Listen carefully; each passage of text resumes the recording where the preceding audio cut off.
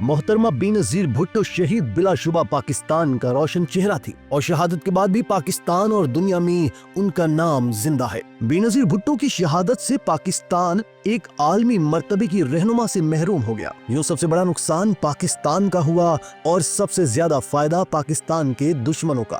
وہ وفاق پاکستان کی علامت اور عوام کی امنگوں کا مظہر تھی۔ تشکر ڈیجیٹل کی ویڈیو میں خوش آمدید۔ ناظرین، 27 دسمبر 2007 کا دن پاکستان کی تاریخ کا المناک دن تھا جب مسلم دنیا اور پاکستان کی پہلی خاتون وزیر اعظم محترمہ بینظیر بھٹو کو لیاقت باغ میں انتخابی جلسے سے خطاب کے بعد بے دردی کے ساتھ قتل کر کے قوم کو ایک عظیم لیڈر سے محروم کیا گیا۔ شہید محترمہ بینظیر بھٹو کو چھین کر صرف پیپلز پارٹی کو نہیں بلکہ عوام اور پاکستان کو ایسا ناقابل تلافی نقصان دیا گیا جس کی قیمت آج تک ادا کی جا رہی ہے۔ وہ کئی بار جیل گئیں، ہاؤس اریسٹ رہیں، نظر بند رہیں، لیکن انہوں نے کبھی بھی اپنے کارکنان کو اپنی ڈھال نہ بنایا۔ گرفتاریاں تو معمولی سی بات ہے، محترمہ نے اپنے والد شہید ذوالفقار علی بھٹو اور 2 جوان بھائیوں کی شہادتیں بھی دیکھیں۔ ان کی دونوں منتخب اور آئینی حکومتوں کے خلاف سازش کی گئی۔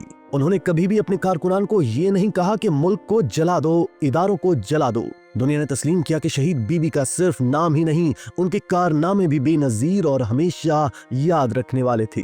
جوانی میں قدم رکھا تو اعلیٰ تعلیم کے لیے برطانیہ اور امریکہ کا انتخاب کیا۔ محترمہ بینظیر بھٹو صاحبہ دنیا کی واحد خاتون لیڈر تھیں جس نے تعلیمی میدان میں کامیابی کے جھنڈے گاڑنے کے ساتھ ساتھ سیاسی میدان میں بھی کمال کر دکھایا۔ اپنے والد ذوالفقار علی بھٹو کی قید سے لے کر پھانسی تک آمریت کے دور میں بینظیر بھٹو نے ہر مصیبت اور مشکل کا ثابت قدمی اور بہادری سے مقابلہ کیا۔ محترمہ بینظیر بھٹو شہید نے کراچی، آکسفورڈ اور ہارورڈ یونیورسٹیوں میں اعلیٰ تعلیم حاصل کی۔ یہ 4 اپریل 1979 کی بات ہے جب انہیں اپنے والد ذوالفقار علی بھٹو کی پھانسی کے بعد صرف 25 برس کی عمر میں پاکستان پیپلز پارٹی کی شریک چیئرمین بنایا گیا۔ وہ کئی سال تک نظر بند رہیں۔ یہی نہیں، انہیں جبری طور پر ملک چھوڑنے پر بھی مجبور کیا گیا۔ کیا ظلم نہیں ڈھائے گئے، مگر دور جلا وطنی میں بھی انہوں نے اپنی پارٹی کی قیادت کی اور والد کے نقش قدم پر چلتی رہیں۔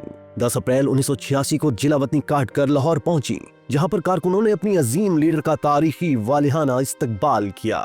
18 دسمبر 1987 کو آصف علی زرداری سے محترمہ کی شادی ہوئی، جس کے بعد 16 نومبر 1988 کو جب عام انتخابات منعقد ہوئے تو یہ وہ دن تھا جب پاکستان پیپلز پارٹی اس ملک کی سب سے زیادہ اکثریت حاصل کرنے والی پارٹی بن چکی تھی، جس کے نتیجے میں وہ 1988 کو پاکستان اور عالم اسلام کی پہلی خاتون وزیر اعظم منتخب ہوئی۔ تاہم ان کی حکومت زیادہ عرصے تک قائم نہ رہ سکی اور 20 ماہ بعد ہی ان کی حکومت کا تختہ الٹ دیا گیا۔ دوستو، 6 اگست 1990 کو صدر غلام اسحاق خان نے بدعنوانی کا جھوٹا الزام عائد کر کے انہیں وزارت عظمیٰ سے برطرف کر دیا۔ 1990 سے 1993 تک وہ قائد حزب اختلاف کا فریضہ انجام دیتی رہیں اور 1993 میں منعقد ہونے والے عام انتخابات کے نتیجے میں وہ ایک مرتبہ پھر وزیر اعظم منتخب ہوئی۔ اپنے والد ذوالفقار علی بھٹو کے بعد وہ دوسری شخصیت تھی جو دوسری مرتبہ وزارت عظمیٰ کے عہدے پر فائز ہوئی تھی۔ 5 نومبر 1996 کو انہی کی پارٹی سے تعلق رکھنے والے صدر پاکستان سردار فاروق احمد لغاری نے ان کی حکومت کو سازشیوں کے ساتھ مل کر برطرف کر دیا۔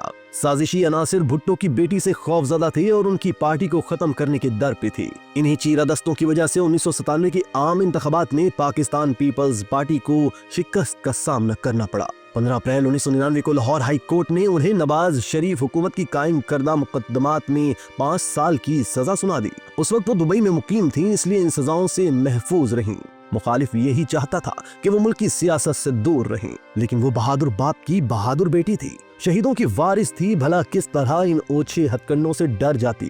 2002 کے عام انتخابات میں پاکستان پیپلز پارٹی نے پاکستان پیپلز پارٹی پارلیمنٹیرینز کے نام سے انتخابات میں حصہ لیا اور ملک میں سب سے زیادہ ووٹ حاصل کیے۔ تاہم چونکہ ان کی پارٹی کی نشستوں کی تعداد پاکستان مسلم لیگ کاف کی نشستوں سے کم تھی، اس لیے انہوں نے حزب اختلاف میں بیٹھنے کا فیصلہ کیا۔ محترمہ بینظیر بھٹو اس دوران مستقل دبئی میں ہی مقیم رہی۔ 14 مئی 2006 کو انہوں نے ملک میں آمریت کے خاتمے اور جمہوریت کے قیام کے لیے اپنے سیاسی حریف میاں محمد نواز شریف کے ساتھ میثاق جمہوریت کے معاہدے پر دستخط کیے۔ 18 اکتوبر 2007 کو وہ 8 برس بعد وطن واپس لوٹی، مگر مشکلات تھیں کہ کٹنے کا نام ہی نہ لے رہی تھی۔ ان کی وطن واپسی پر جالے پھولے نہیں سما رہے تھے۔ لاکھوں کا مجمع اپنی عظیم لیڈر کی ایک جھلک دیکھنے کے لیے سڑکوں پر امڈ آیا تھا۔ قافلہ ایئرپورٹ سے براستہ کارساز گزر رہا تھا۔ اس دوران ان کے جلوس پر ایک خودکش حملہ ہوا۔ اس دھماکے سے لوگ دور نہیں بھاگے بلکہ محترمہ کی گاڑی کے اور قریب آ گئے۔ وہ موت سے ڈرنے کے بجائے اپنے عظیم لیڈر کو خیر و عافیت میں دیکھنا چاہتے تھے۔ और यही वजह थी कि दूसरे धमाके से जानी नुकसान पहले धमाके से कहीं ज्यादा हुआ। लाशों के बीचों बीच जख्मियों की ये आवाजें सबने सुनी कि बीबी सलामत है ना, उन्हें कुछ हुआ तो नहीं। कारकुनों और लीडरों के दरमियान मोहब्बत का ये दीवानापन तारीख के सीने पर नक्श हो गया। इस धमाके में कई जियाले ऐसे भी शहीद हुए जिनकी शिनाख्त करना भी मुश्किल था। ये वो जियाले थे जिन्होंने अपनी हस्ती को मिटा दिया था, लेकिन दुश्मन तहैया कर चुका था कि वो मोहतरमा बेनजीर को एक पल भी सुकून न लेने देगा। यही वजह थी कि 27 दिसंबर 2007 को बेनजीर भुट्टो ने रावलपिंडी के मशहूर लियाकत बाग में जलसे से खिताब के बाद वापसी के दौरान कारकुनों के नारों का जवाब देने के लिए जो ही गाड़ी से सर बाहर निकाला तो पहले से ही घात लगाए कातिल ने गोली चला दी और यूं दुख्तर मशरिक हमेशा के लिए अबदी नींद सो गई थी। अगले रोज उन्हें आहों और सिसकियों में उनके वालिद और भाइयों के पहलू में गढ़ी खुदा बख्श लाड़काना में सुपर्द खाक कर दिया गया। शहीद मोहतरमा बेनजीर भुट्टो कत्ल से जुड़ा मुअम्मा बदस्तूर हल तलब है। उम्मीद है पाकिस्तान की जंजीर बेनजीर के साथ इंसाफ होगा। इसी तरह की मजीद वीडियोस के लिए आप हमारा चैनल सब्सक्राइब करके बेल का आइकॉन प्रेस करें। इसके अलावा अहलियान कराची के लिए रोजनामा तशक्कुर हर स्टॉल पर मौजूद है।